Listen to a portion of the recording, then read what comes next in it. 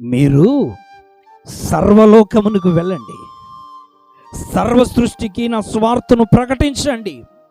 నమ్మినవాడు రక్షింపబడును, నమ్మని వానికి శిక్ష విధింపబడును.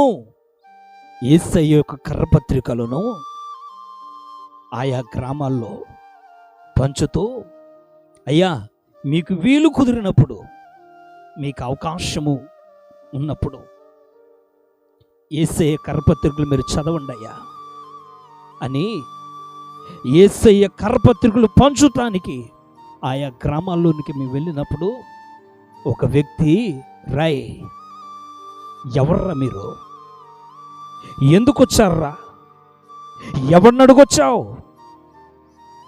వెళ్ళిపోండని తన నోటికి ఇష్టమైనట్లుగా నోరు పారేసుకున్నప్పుడు మేము మౌనంగా తిరిగి వచ్చేస్తూ నా హృదయ అంతరంగంలో నేను అనుకున్నాను, మీరు మమ్మల్ని తోలివేయక మునుపే ఆయన తన ప్రజలను, ఆయన తన పిల్లలను ఈ భూమి మీద నుంచి తీసుకు వెళ్ళిపోవటానికి మార్గాలు ప్రణాళికలు సిద్ధము చేస్తున్నాడు. భూమి మీద ఆయన పిల్లలు ఉన్నారు కాబట్టే నీ ఆటలు సాగుతున్నాయి నాన్న. ఈ భూమి మీద ఉన్నారు కాబట్టే నీకు భవిష్యత్తు ఉంది నాన్న. ఆయన తన ప్రజలను తీసుకు వెళ్ళిపోయిన తర్వాత ఉంది, ముందుంది నాన్న నీకు అసలైన ముసళ్ళ పండుగ. ఇప్పుడేమైంది? ఈ భూమికి మనుగడ లేదు. ఈ భూమి మీద ఉన్న ప్రతిదీ మహావేంద్రముతో లయము కాబోతుంది.